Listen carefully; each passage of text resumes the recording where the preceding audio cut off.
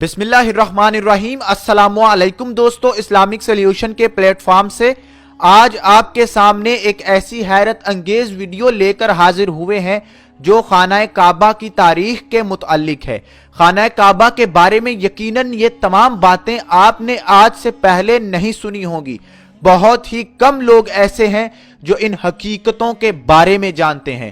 دوستو، خانہ کعبہ میں پرنالہ کی جانب ایک چھوٹی سی دیوار اور اس میں موجود حصے کو حتیم کہتے ہیں۔ یہ حصہ خانہ کعبہ کا حصہ ہی شمار کیا جاتا ہے۔ اس کے بارے میں تاریخ کیا بتاتی ہے، حتیم کے نیچے کون دفن ہے، اور وہ تاریخی حقیقتیں جو عام طور پر ہمیں نہیں بتائی جاتی، اسلامک سلیوشن کی یہ ویڈیو اس تحقیق پر مبنی ہے جو تاریخ کی کتابوں میں سے کی گئی ہے، اور چند ایسے نکتے اور ایسے تاریخی حقائق آج آپ جانیں گے جو یقیناً آج سے پہلے آپ نے نہیں جانے ہوں گے۔ اس سے پہلے آگے بڑھیں، اسلامک سلیوشن کو سبسکرائب کیجئے، بیل آئیکن کو پریس کر لیں تاکہ تمام ویڈیوز آپ کو ملتی رہیں۔ حتیم خانہ کعبہ کے باہر موجود ایک ایسا حصہ ہے جو حقیقی طور پر خانہ کعبہ کا حصہ ہے، لیکن جب قریش خانہ کعبہ کی تعمیر کر رہے تھے تو اصول یہ طے ہوا کہ خانہ کعبہ کی تعمیر صرف اور صرف حلال مال سے کی جائے گی۔ قریش کے پاس اس قدر حلال مال نہیں تھا کہ پورے خانہ کعبہ کے حصے کے گرد دیوار کی جا سکتی، اس لیے حتیم کے حصے کو چھوڑ کر خانہ کعبہ کو بنا دیا گیا۔ چونکہ حقیقی طور پر حتیم کا حصہ خانہ کعبہ میں شمار ہوتا ہے تو آج اس کو ایک چھوٹی سی دیوار کر کے خانہ کعبہ سے باہر ہی رکھا گیا ہے، لیکن اسلام کا فلسفہ یہ ہے اور علماء کی متفقہ رائے یہ ہے کہ حتیم خانہ کعبہ کے اندر ہی شمار ہوتا ہے۔ دوستو، اس حتیم کے بارے میں اتنا تو تمام مسلمان جانتے ہی ہیں، لیکن اس حتیم کے بارے میں یہ نہیں جانا جاتا کہ آخر حتیم اور زمین کے اس مبارک ٹکڑے کی تاریخی طور پر کیا حیثیت ہے۔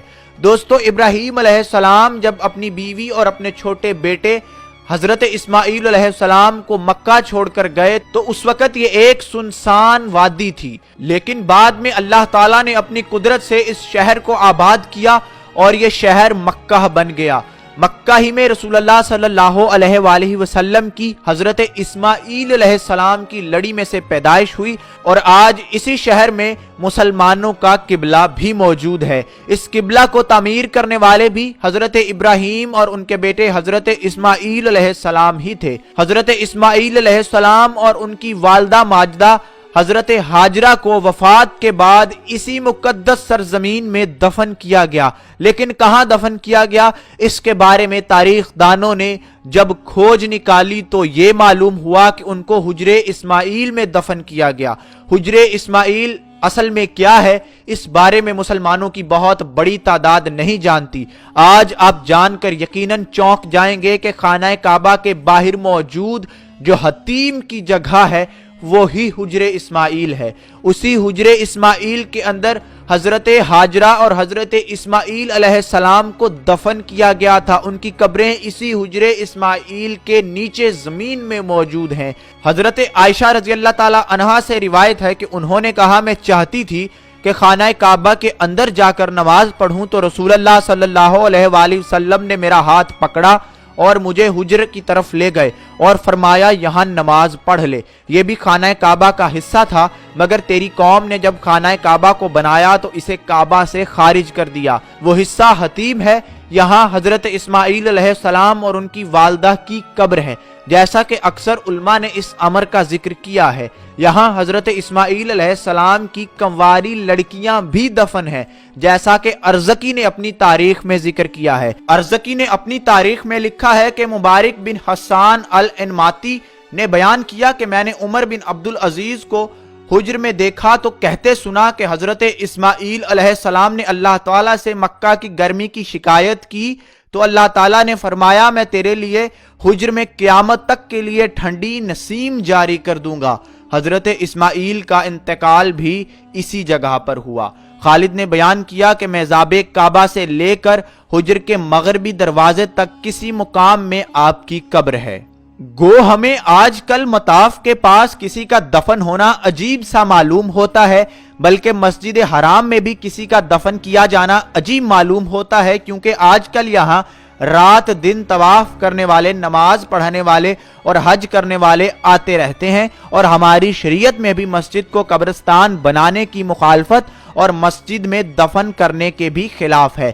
لیکن جب حضرت اسماعیل اور ان کی والدہ حضرت ہاجرہ مکہ آئے تھے تو مکہ ایک ویران سی وادی تھی، اور انہوں نے اسی جگہ پر قیام کیا، اسی جگہ پر اپنی بکریاں چراتے رہے اور اسی جگہ اپنی مکمل زندگی گزار دی، اور مکہ بعد میں آہستہ آہستہ اس وقت آباد ہوا جب آب زمزم کے چشموں کو دیکھ کر قبیلے وہاں پر آ کر رکنا شروع ہوئے۔ تو یہ دوستو حطیم کی تاریخ ہے، اور آپ کو معلوم ہوا کہ حطیم کے نیچے زمین میں کون دفن ہے۔ دوستو اس کے علاوہ خانہ کعبہ کے بارے میں ایک حیران کن فیکٹ آپ کو بتاتے چلیں کہ آج سے تقریباً 77 برس قبل 1941 میں مکہ مکرمہ میں طوفانی بارش ہوئی تھی، جس کے نتیجے میں مسجد حرام کے مطاف کے صحن میں 1.5 میٹر سے زیادہ پانی کھڑا ہو گیا۔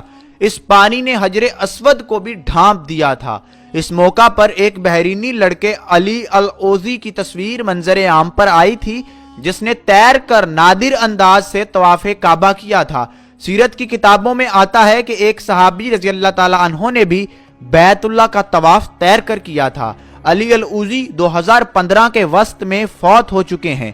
وہ سابقہ اخباری رپورٹوں میں یہ انکشاف کر چکے ہیں کہ طوفانی بارشوں والے سال وہ مکہ مکرمہ میں تعلیم حاصل کر رہے تھے، اور ان کی عمر 12 برس سے زیادہ نہیں تھی۔ وہ بارش مسلسل 1 ہفتے تک جاری رہی تھی، اور اس دوران دن یا رات میں کسی بھی وقت وقفہ نہیں آیا تھا۔ بارش کے آخری روز العوزی نے اپنے ایک بھائی اور 2 دوستوں کے ساتھ حرم مکی جانے کا فیصلہ کیا۔ اس موقع پر ان کے ہمراہ العوزی کے ایک استاد بھی تھے۔ انہوں نے دیکھا کہ حرم شریف تقریباً پانی میں ڈوبا ہوا ہے۔ اس پر العوزی نے، جو تیراکی میں مہارت رکھتے تھے، تجویز پیش کی کہ بیت اللہ کا طواف تیر کر کیا جائے۔ بعد از آن وہ اپنے بھائی اور ایک دوست کے ساتھ اس خیال پر عمل کے لیے آگے بڑھ گئے۔ اس حوالے سے زیر گردش تصویر میں العوزی مقام ابراہیم کے قریب نظر آ رہے ہیں، جبکہ ان کا بھائی اور ایک دوست طواف کے بعد بیت اللہ کے دروازے پر بیٹھ کر آرام کر رہے ہیں۔ سیرت کی کتابوں میں ذکر آیا ہے کہ بیت اللہ کا طواف تیر کر سب سے پہلے معروف صحابی حضرت عبداللہ بن الزبیر بن العوام رضی اللہ تعالی عنہ نے کیا۔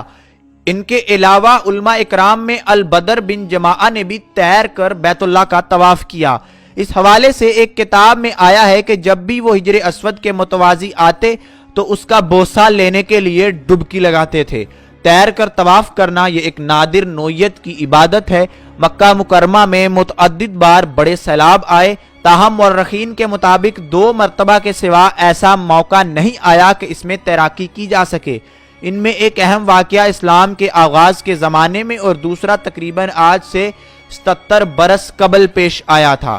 چونکہ کعبہ کی تاریخ ہزاروں سال پرانی ہے، اس کو ایک ویڈیو میں سمویا نہیں جا سکتا۔ خانہ کعبہ کی تعمیر کی اگر بات کریں تو خانہ کعبہ کو تاریخ میں مختلف ادوار میں 10 مرتبہ تعمیر کیا گیا۔ اس کی اشکال کئی مرتبہ تبدیل کی گئیں۔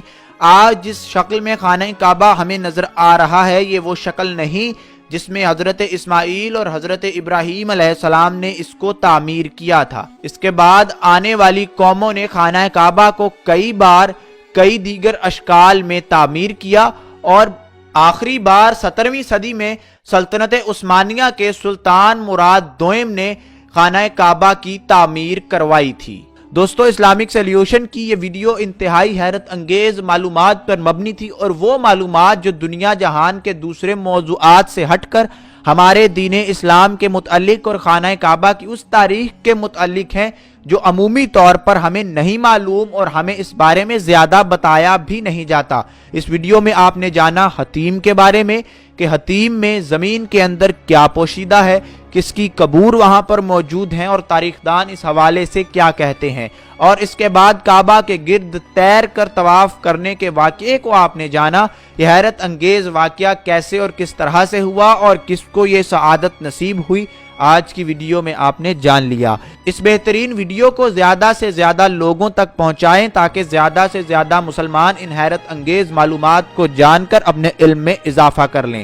اسلامک سلیوشن کو سبسکرائب کیجئے اور بیل آئیکن کو ضرور پریس کر لیں تاکہ تمام ویڈیوز آپ کو وقت پر ملتی رہیں۔ ابھی تک کے لیے آپ سے اجازت چاہیں گے۔ اللہ حافظ۔